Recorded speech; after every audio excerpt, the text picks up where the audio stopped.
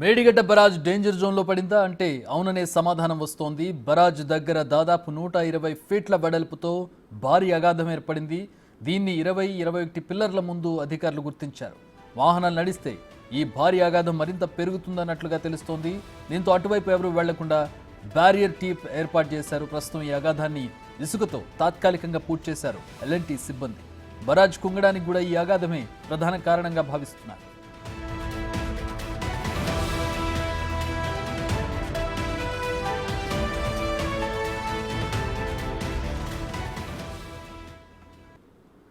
మేడిగడ్డ బరాజ్కి ప్రమాదం ఉన్నందున ఈ వర్షాకాలంలోనే అన్ని గేట్లను తెరవాలని నేషనల్ డ్యామ్ సేఫ్టీ అథారిటీ అధికారులు ఆదేశించారు. దీంతో రాష్ట్ర ప్రభుత్వం బరాజ్లో నీటిని ఎత్తిపోసేందుకు ప్రత్యామ్నాయాలపై దృష్టి సారించింది.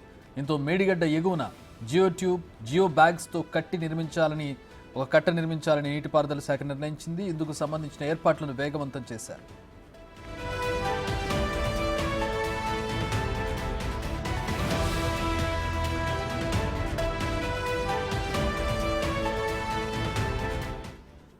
ఓవైపు మేడిగడ్డ బరాజ్కి తాత్కాలిక మరమ్మతులు చేస్తుండగా మరోవైపు బొంగలు కనిపిస్తున్నాయి. గతంలో దిగువ ప్రాంతంలో భారీ గొయ్యి ఏర్పడితే ఇసుక బస్తాలతో పూడ్చారు.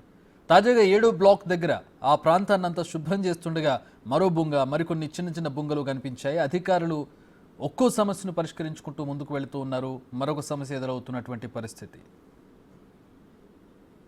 అంటే మా ప్రతినిధి వేణు జాయిన్ అవుతూ ఉన్నారు. దీనికి సంబంధించి మరిన్ని వివరాలు అందించడానికి. వేణు, రోజు ఒక కొత్త సమస్య కనపడుతున్నటువంటి పరిస్థితి మేడిగడ్డ. అనుకున్న దానికంటే ఎక్కువ సమస్యలతో ఈ ప్రాజెక్టు ఉన్నట్టుగా కనపడుతోంది. ఎట్లాంటి చర్యలు తీసుకున్నారు? వర్షాకాలం ఆల్మోస్ట్ ఇంకొక 5-6 రోజుల్లో వర్షాకాలం ప్రారంభం అవుతుంది.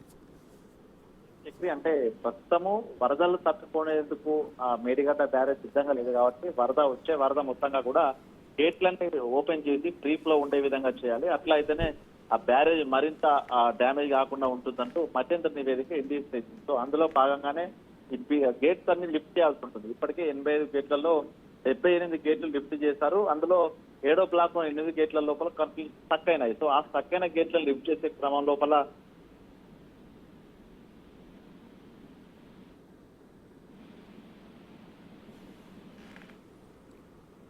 రైట్, ఫోన్ లైన్లోకి మళ్ళీ తీసుకుందాం వేణుని. రైట్, చూస్తూ ఉన్నాం బొంగలు ఏర్పడుతూ ఉన్నాయి. అలాగే గేట్లనైతే పరిస్థితి ప్రస్తుతం కొంచెం కష్టతరం అవుతున్నట్టుగా కనబడుతోంది. వర్షాలు ప్రారంభమై వరద నీరు పెరిగే లోపల గేట్లను పూర్తి స్థాయిలో ఎత్తాల్సి ఉంటుంది. లేదంటే వరద నీటితో బరాజ్కి ఇంకా డ్యామేజ్ జరిగే అవకాశం కనపడుతోంది. సో దీంతో ఇంకా వేగంగా చర్యలు తీసుకోవాల్సినటువంటి అవకాశం ఉంది. ఎప్పుడు వర్షాలు ప్రారంభమవుతాయి, ఎప్పుడు వరద నీరు వస్తుందనేది ఇంకా తెలియదు. అంటే వర్షాలంటే మనకే వర్షాలు పడాల్సిన అవసరం లేదు. గోదావరికి ఎగువన ఉన్నటువంటి నదులకి వరద నీరు వచ్చినా కూడా, మహారాష్ట్ర ప్రాంతంలో పడ్డా కూడా, కాచ్మెంట్ ఏరియాలో పడ్డా కూడా వరద నీరు మేడిగడ్డ బ్యారేజ్కి వచ్చే అవకాశం ఉంటుంది. కాబట్టి వాటర్ రాకంటే ముందే, అంటే వర్షాకాలం తీవ్ర రూపం దాల్చక ముందే ఈ పనులన్నీ కూడా పూర్తి కావాలి. పూర్తి కాకపోతే వరద నీటితో మరింత ముప్పు ఏర్పడే అవకాశం కనబడుతోంది. ఇక్కడ చూస్తే ఇంజనీర్లు ఏ పని ప్రారంభించాలన్నా కూడా మరొక సమస్య ఎదురవుతున్నటువంటి పరిస్థితి ప్రస్తుతం మనం చూస్తూ ఉన్నాం. రైట్, మా ప్రతినిధి వేణు జాయిన్ అవుతున్నారు. Venu, please continue. ప్రస్తుతం అయితే ఆ గ్రౌటింగ్ పనులు నిన్నటి నుంచి మొదలైనాయి.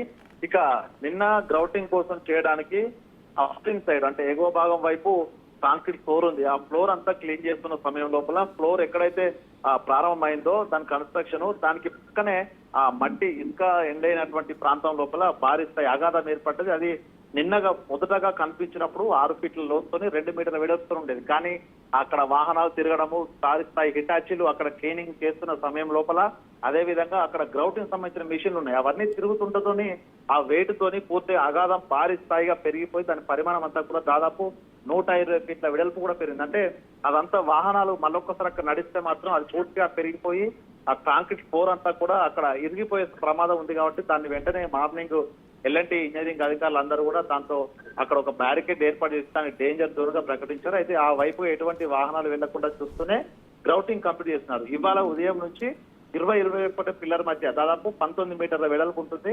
అందులో దాదాపు 28,000 ఇసుక బస్తాలు వేశారు 4 రోజుల క్రితం. ప్రస్తుతం ఈ రోజున ఆ సిమెంట్ కాంక్రీట్ కూడా దానిపై ఫ్లోరింగ్ కూడా చేయడం జరిగింది. అయితే ఈ ఫ్లోరింగ్ అటు 21 గేట్లు జరపాలి, అదేవిధంగా 16 గేటు దాకా కూడా ఇదంతా ప్రక్రియ జరగాల్సి ఉంటుంది. దీనికి మొదటగా 8 రోజుల సమయం పడుతుందంటూ కూడా భావించారు. కానీ ఈ అగాధం ఏదైతే ఉందో అప్స్ట్రీమ్ వైపు అది కింద బేస్మెంట్ నుంచి పాయలుగా విస్తరిస్తూ మొత్తంగా 400 ఫీట్ల వరకు, అంటే అప్ స్ట్రీమ్ నుంచి మొదలుకొని డౌన్ స్ట్రీమ్ వైపు గేట్ల కింది వైపు వెళ్ళేసరికి 450 ఫీట్ల వెడల్పుతో అంటే వ్యాపించింది. అంటే దీన్ని ఏ విధంగా ఇప్పుడు క్లోజ్ చేయాలనేది ప్రస్తుతం ఒక $1 మిలియన్ ప్రశ్నగా ఇంజనీరింగ్ అధికారులు అయితే భావిస్తున్నారు. దానికి సంబంధించి ఏం చేయాలనే దానిపైనే ప్రస్తుతం హైదరాబాద్ లో ఉన్నటువంటి టెక్నికల్ టీము చీఫ్ ఇంజనీర్స్ సమావేశంలో కూడా దానిపైన ప్రధానంగా చర్చించారు. అంటే ఇప్పుడు జరిగేటువంటి గ్రౌటింగ్ అనుకున్న దానికంటే కూడా మరొక 4 రెట్లు, అంటే దాదాపు 20 నుంచి 30 రోజుల సమయం పట్టే అవకాశం ఉందని కూడా తెలుస్తుంది. ఒకవేళ గ్రౌటింగ్ చేసినా కూడా ఆ కింద అంతా ఇసుక అంతా కొట్టుకుపోయింది కాబట్టి ఆ ఇసుక మొత్తం ఫిల్ చేసినా కూడా మళ్ళీ దానికి ఇసుకే ఉంది. అంటే అది కూడా మళ్ళీ కొట్టుకుపోయే ప్రమాదం ఉంది. దాన్ని ఎలా తప్పించుకోవాలనేది ఒక సందేహాలు వస్తున్న నేపథ్యం లోపల గ్రౌటింగ్ సక్సెస్ అవుతుందా కాదా అనేది ప్రస్తుతం. సరే వేణు గ్రౌటింగ్ సక్సెస్ అయింది, ఈ అగాధాన్ని పూడ్చారనుకుందాం. గేట్లు అయితే పరిస్తుందా? మొన్న మధ్య గేట్లు కుంగిపోవడం వల్ల, అంటే ఆ కాంక్రీట్ కుంగడం వల్ల గేట్ను పైకెత్తే పరిస్థితి లేదని తెలిసింది. గేట్లు పైకెత్తకపోతే వరద నీరు వచ్చి అక్కడ స్టాగ్నెంట్ అయ్యే అవకాశం ఉంటుంది, ఆ ప్రెషర్ ఎక్కువ అయ్యే అవకాశం ఉంది. సో ఇక్కడ బుంగ పూడ్చినా కూడా గ్రౌటింగ్ చేసినా కూడా గేట్లు ఎత్తే పరిస్థితి ఉందా? గేట్లకు సంబంధించి ఏమైనా క్లారిటీ వచ్చిందా? గేటు 215 టన్నులు, 12 మీటర్ల వెడల్పు, 18 మీటర్ల హైట్ ఉన్నాయి. అంటే ఈ గేటు గనక ఎత్తకపోతే దాదాపుగా 2021 జూన్ చివరి లోపల వచ్చిన వరద చూసుకుంటే 26 లక్షల క్యూసెక్ల వరద వచ్చింది. ఆ వరద తట్టుకోకనే పూర్తిగా బ్యారేజ్ అప్పుడే పొంగడం స్టార్ట్ అయింది. ఇక ఈసారి కూడా జూన్ చివరి వారంలో అంతే స్థాయి ఒకవేళ పెరిగే ఛాన్స్ ఉంది క్యూసెక్ల పవర్. ఈసారి వర్షాలు ఎక్కువ ఉంటాయని చెప్తున్నారు, ఇంకా పెరిగే అవకాశం ఉంది. ఎగ్జాక్ట్లీ ఆ వరద స్థాయి కనుక మళ్ళీ వస్తే గేట్లతో పాటుగా పిల్లర్స్ కూడా కంప్లీట్ గా డౌన్ స్ట్రీమ్ వైపు బెండ్ అయ్యే ఛాన్స్ ఉంది. అంటే గేట్లు ఎత్తడానికి సాధ్యం కాకపోతే ఆల్టర్నేటివ్ కూడా అధికారులు సూచిస్తారు. ఏంటంటే ఆ గేట్లకు పిల్లర్లకు ఉన్నటువంటి ఫీడింగ్ కూడా తొలగించి ఆ నట్స్ కూడా తొలగించారు. ఒకవేళ గేట్లు లిఫ్ట్కి సాధ్యం కాకపోతే కంప్లీట్ గా దాన్ని క్రేన్ సాయంతో తొలగించి బయటపడేయడమే. అదొక రెండో ఆల్టర్నేట్ ఆప్షన్ అయితే చూస్తున్నారు. అందులో 16, 17, 18, 19 ఈ 4 గేట్లను ఎత్తే సాధ్యం అయ్యే ఛాన్స్ ఉంది. ఇక 20, 21 గేట్లను మాత్రము అది సాధ్యం కాకపోతే కంప్లీట్ గా తొలగించి అక్కడి నుంచి తీసేస్తారు. సో ఏ విధంగానైనా కూడా ఫ్రీ ఫ్లో ఉండాలి, అసలు ఎక్కడ కూడా వాటర్ స్టాక్ కావద్దు, ఎక్కడ దాని కోర్స్ ఆగొద్దు అనేది ఇప్పుడు ప్రధాన ఎజెండాగా ఉంది. కాబట్టి ఫస్ట్ ఆ వరద తాకిడి బ్యారేజ్ రావద్దు అనేది ప్రధాన అంశం ఇప్పుడు అధికారుల వద్ద. సో ఇది పూర్తయిన తర్వాత నెక్స్ట్ రెండో ఆప్షన్ మరమ్మతులు ఏ విధంగా చేయాలనేది రెండో ఆప్షన్ చూస్తున్నారు. దానిలో భాగంగా ఇప్పుడు మనం అనుకున్నట్టు ఆ గ్యాబియన్ వాల్ నిర్మాణం, గ్యాబియన్ టెక్నాలజీతోని అటు ఏదైతే మనకు ఈ బ్యారేజ్ దగ్గర ఎగువ భాగంలో 17 కిలోమీటర్ల అవతల కన్నెపల్లి పంప్ హౌస్ ఉంది, అక్కడ గ్యాబియన్ వాల్ నిర్మాణం చేయాలంటూ 4 రోజుల కింద ప్రతిపాదన చేశారు. కానీ గ్యాబియన్ వాల్ అనేది ఇంత స్థాయి వరద వస్తే తట్టుకునే పరిస్థితి లేదు. అంటే దానిపై కూడా ప్రభుత్వం మళ్ళొక్కసారి పునరాలోచిస్తుంది. ఎందుకంటే అది కూడా సక్సెస్ కాదు, అంతటి ప్రవాహ వేగాన్ని ఈ బ్యారేజ్ తట్టుకోలేదు, గ్యాబియన్ వాల్ తట్టుకునే స్థాయిలో అసలు ఉండదు. కాబట్టి అసలు ఏం చేయాలనేది ప్రస్తుతం ఇంజనీర్ల దగ్గర ఒక క్లారిటీ లేదు. ఇప్పుడు మొన్న పూణే నుంచి వచ్చిన టెక్నికల్ టీం కూడా దానిపై విశ్లేషణ చేస్తామని చెప్తుంది. ఇక ఢిల్లీ నుంచి రావాల్సిన టీం కూడా దానిపైనే స్టడీ చేస్తుంది. అంటే ఓవరాల్ గా అసలు ఈ మేడిగడ్డ బ్యారేజ్ చూసుకుంటే ఇక్కడ వాటర్ నిల్వ చేయడం కావచ్చు, వాటిని మరమ్మతులు చేసినా కూడా పనికొస్తుంది అనేటువంటి ఏదేమైనా కూడా వేణు టైం చాలా తక్కువ ఉంది. అంటే తక్కువ అంటే ఎంత తక్కువ అనేది కూడా చెప్పలేము, ఎందుకంటే వర్షాలు ఎప్పుడైనా పడవచ్చు, ఎప్పుడైనా వరద రావచ్చు. ఎందుకంటే మనం చూసాము అసలు ఈ వేసవి కాలంలోనే వరదలు వచ్చాయి. సేమ్ ఇప్పుడు అక్కడ ప్రాణహిత వరద కూడా కొంచెం యాడ్ అవుతూ వస్తుంది. అంటే 15 రోజుల లోపల వరదలు మొదలు కావచ్చు, 1 నెల రోజులు పట్టవచ్చు. ఇప్పుడు గ్రౌటింగ్ మనం అనుకున్న గ్రౌటింగ్ చేయాలంటే దాదాపు 30 రోజులు పట్టే అవకాశం ఉంది. అంటే గ్రౌటింగ్ కంప్లీట్ అయ్యి గేట్స్ లిఫ్ట్ చేయడానికి 1 నెల సమయం పడితే ఆలోపే వరదలు వచ్చినాయంటే ఈ గ్రౌటింగ్ అంతా ఫెయిల్ అవుతుంది, అసలు చేసిన పని వృధా అవుతుంది. అదే విధంగా గేట్లు కూడా కంప్లీట్ కొలాప్స్ అయ్యే ఛాన్స్ ఉంది. అంటే ఇక్కడ ఏం చేయాలనేది ఎవరికి కూడా క్లారిటీ లేదు. అక్కడ సమస్య సాల్వ్ అవుతుంది, దీన్ని ఆల్టర్నేట్ చూస్తున్నాం అనే లోపే అక్కడ కొత్త సమస్య వస్తుంది.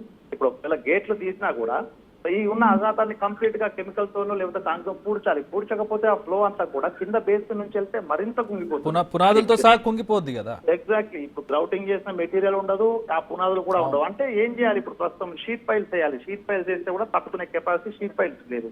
ఇదివరకే ఆ షీట్ పైల్స్ ఏర్పాటు చేస్తే ఆ బ్యారేజ్ కట్టారు, అవే తట్టుకోలేకపోయినాయి. ప్రస్తుతం టెంపరీగా వేసినా కూడా తట్టుకునే పరిస్థితి లేదు. కాబట్టి దీనిపై ఉన్నత స్థాయి సమీక్ష సమావేశము, టెక్నికల్ టీం కి సంబంధించినటువంటి ఇంజనీర్ల బృందము అదంతా కలిసి విశ్లేషించుకున్న తర్వాతే ఏదైనా స్టెప్ తీసుకుంటామని చెప్తున్నారు.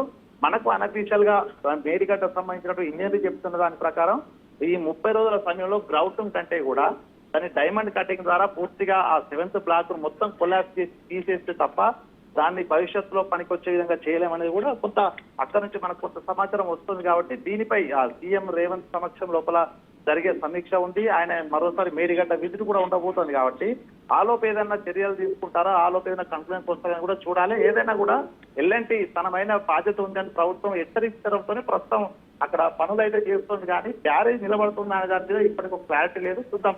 దానికి సంబంధించి సీఎం తో జరిగే ఉన్నత సమీక్ష తర్వాత ఏమైనా చర్యలకు ఉపక్రమిస్తారా, లేకపోతే దాన్ని తొలగిస్తారా, మరమ్మతులు చేసుకుంటారా అనేది కూడా కొంత క్లారిటీ రావాల్సి ఉంది. ఎవరైనా కానీ వేచి చూసే పరిస్థితి Venu. Thanks for the updates. మొత్తంగా చాలా తక్కువ సమయం ఉంది. ఎంత తక్కువ సమయం అంటే కూడా చెప్పలేని పరిస్థితి. వర్షాలు పైన ఎగువ భాగంలో వర్షాలు రేపే పడితే 2-3 రోజుల్లో వర్షాలు వరుసగా పడితే కనుక వరద వారం రోజుల్లో వచ్చే అవకాశం ఉంటుంది. లేదు ఇంకొంచెం ఆలస్యమై 4 రోజులు పట్టొచ్చు. కానీ ఏదేమైనా సమయం ఎంత ఉందనేది చెప్పలేని పరిస్థితి.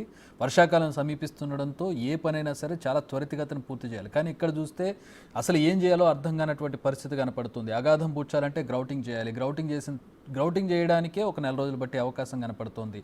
ఒకవేళ గ్రౌటింగ్ చేయకపోతే గనక ఆ వచ్చినటువంటి నీళ్లు పూర్తిగా ఇంకా అగాధాన్ని ఇంకా డీప్గా చేసి పునాదులతో సహా కుంగిపోయేటటువంటి పరిస్థితి. ఒకవేళ గేట్లు తెరవకపోతే గనక వరద నీరు వచ్చి బ్యారేజ్ని డ్యామేజ్ చేసే పరిస్థితి ఉంటుంది. ఆ ప్రెజర్ ఎక్కువగా ఈసారి వర్షాలు కూడా ఎక్కువగా ఉండే అవకాశం ఉందని వాతావరణ శాఖ చెప్పింది. ఈసారి సాధారణం కంటే ఎక్కువ వర్షపాతం నమోదయ్యే అవకాశం ఉందని చెప్పడంతో ఈసారి వరద కూడా ఎక్కువగా ఉండే అవకాశం ఉంది. మరి గేట్లు తొలగించే పరిస్థితి కూడా లేదు. కొన్ని టన్నుల గేట్లు బరువు ఉన్నటువంటి గేట్లను తొలగించే పరిస్థితులు అవన్నీ ఇరుక్కుపోయినటువంటి పరిస్థితి. సో వాటిని బోల్డ్స్తో సహా తీసేసి వాటిని పూర్తిగా తొలగించాలని ప్రయత్నం జరుగుతున్నట్టుగా తెలుస్తోంది. అది పూర్తవ్వాలి, ఈ గ్రౌటింగ్ పూర్తవ్వాలి. అయితే కానీ కాస్తో కూస్తో బ్యారేజ్కి కొంచెం సెక్యూరిటీ వచ్చే అవకాశం కనపడడం లేదు. కానీ అది ఎంత త్వరగా పూర్తి చేస్తారనేది వేచి చూడాల్సినటువంటి పరిస్థితి.